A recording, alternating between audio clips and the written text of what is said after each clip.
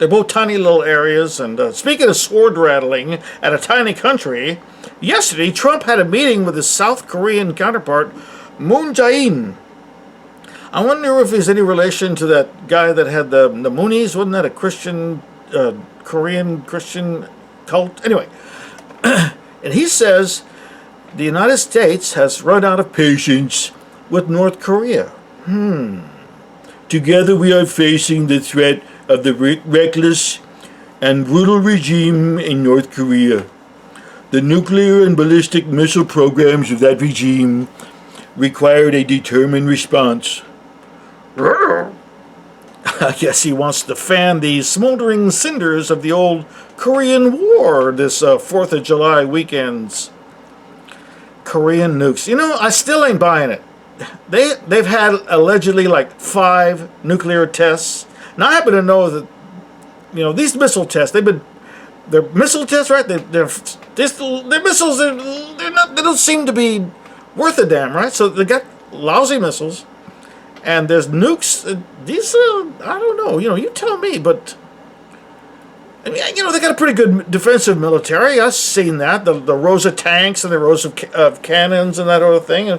But I don't think they really pose much of a threat unless you attack them. You know, basically they bought these pathetic nukes from a long time, from decades ago, before Kim Jong-un or Il were in power, and they had them laying around somewhere from back when South Africa and Israel, they attempted to create nuclear weapons a long time ago, decades, back World War II era.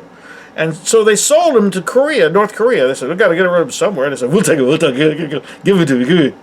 But I don't know. It's unlikely their nuclear weapons program is more than just posturing. I don't think so. I mean, it's like, I doubt they have the centrifuge, the high-tech stuff, to refine their own fissionable materials to make a nuclear weapon. And nobody's going to sell them anything like that.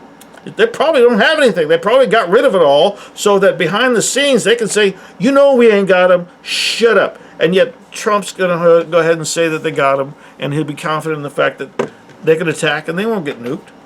That's just my theory. I could be wrong, but I'm inclined to doubt that they have much. They might have 1 or 2 left, but it's doubtful. Just my opinion. But, you know, Trump knows that North Korea is a great place to expend munitions and enrich his buddies in the military-industrial complex. You know, a localized war, firing at each other. Yeah. That's what it's all about. I had an argument once with a guy who was like teaches journalism here at UT, and the guy was like clueless. You know what I'm saying? Of course, he said, "Well, why do you think we were in Vietnam?" I said, "To expend munitions. It's all about the Benjamins. They need to have a battlefield somewhere because those people make a lot of money. A lot of people make a lot of money and get incredibly wealthy." Creating, selling, and giving to the military, and they got to shoot them. They got to fire them off. They got to fire off the rockets. They got to fire the bullets. They got to destroy the tanks. I mean, in Iraq, if a truck broke down, they got a flat tire, they blew it up. Win-win. They got to blow. They got to use some explosives, and they got to get rid of the truck. And now they got to buy another truck. And Libya's been a quagmire after we invaded them and left it defenses. Filled, it's filled with our mercenary armies, the local warlords of vying for supremacy. Well, slavery is back, babies.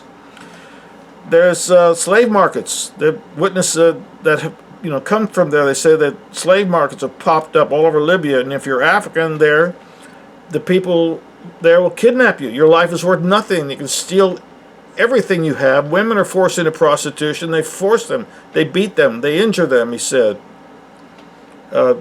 Smugglers have been caught by various authorities, and some have revealed grotesque practices. One smuggler was caught by Italian police, and he had evidence on him of organ harvesting and cannibalism on his mobile phone. I tell you, if you're going to do cannibalism and organ harvesting, don't take pictures. You can't be posting that as in a selfie on Facebook. They'll get you for it. The Islamic State terror group has muscled their way into the people smuggling business, and they've used it to raise funds because their oil trade's been screwed up by airstrikes, so they got to make money some way. Can you blame them?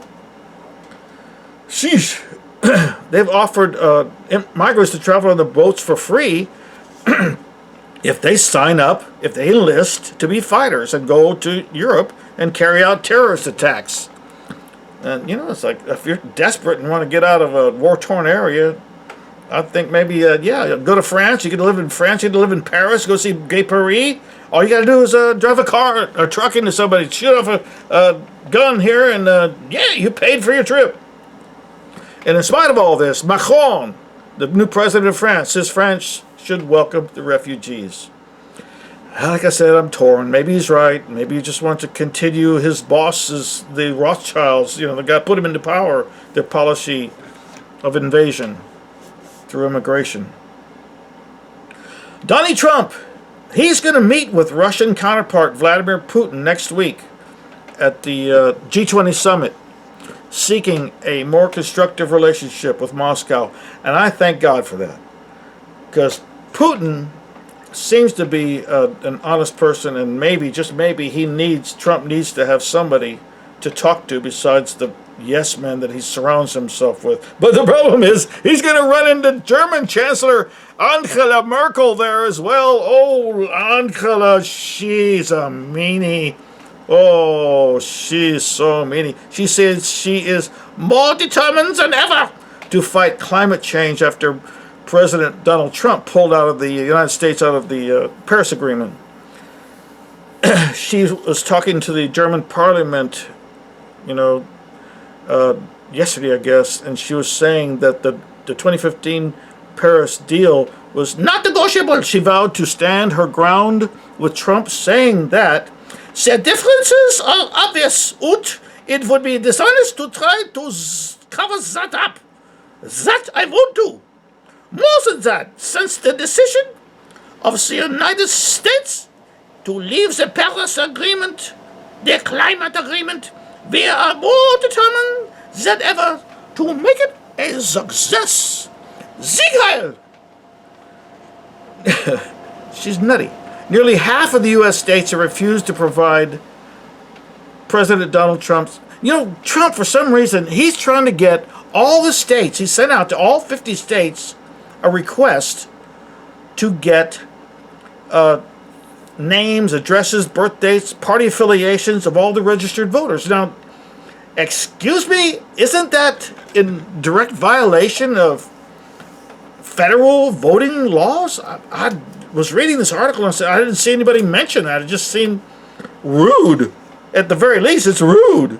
I mean, for example, you fill out the form to become a registered voter, and then when you get to the polling place, basically all you have to do is tell your name. You don't even have to show an ID. But now they're making it so you have to show IDs, and it's like, I've been involved in elections for a long time. It's like, well, the story was, it's like a lot of people, I guess, Democrats, they were saying don't necessarily have an ID, and that because they're poor or something like that, and that would be a way of delegitimate, you know, kicking them out or making it so that they can't vote. But that's old school. I mean, who doesn't have some kind of an ID?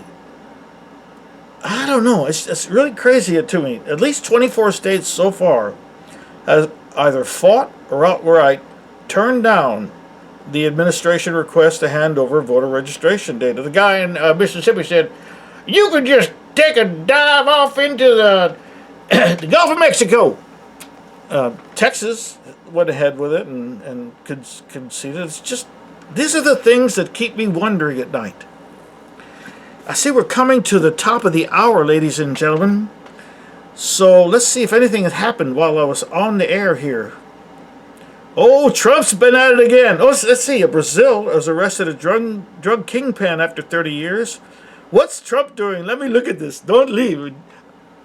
Oh, he's so funny. Trump again blasts fake and fraudulent news media. Attaboy, Trumpy! Trumpy. He's my orange king. He constantly keeps me entertained. I mean, that's the reason I voted for him, because I hadn't required by law to vote for the guy with the funniest hair. Okay, I didn't vote, but still, I would have.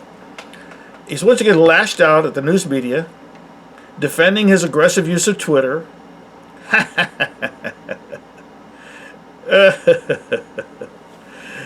Yeah, so basically,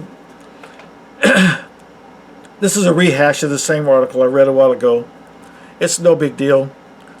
Let's see what's going on. Who did they arrest in Brazil?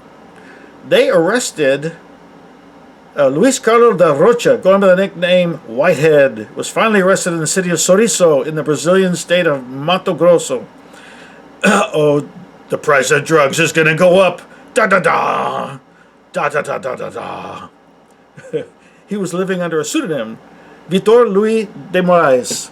I had a bunch of stuff I was going to tell you all about related to child abuse, but I didn't want to leave you on such a depressing subject.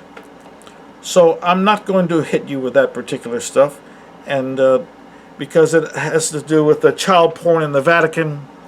It had to do with an Australian, I think it's a priest or an archbishop, John Pell, the sexual assault. It's like a history, yeah, and the Iran human trafficking in the U.S. Oh, it's a sordid group of subjects. It's a sordid. So what have we learned here, ladies and gentlemen? We've learned that the pain and despair that has been foisted upon us by criminals in the government, the only way we're going to be able to stop them is if we get in there and replace them with ourselves. So I beseech you, each and every one of you, get involved. At the very least, call, text, send a letter to your Congress critters and your representatives, and let them know that you're on to them and you want them to stop it. Stop it! My name's Marz Theron. This has been Conspiracy Comedy News. And y'all enjoy this 4th of July weekend. Bye-bye now.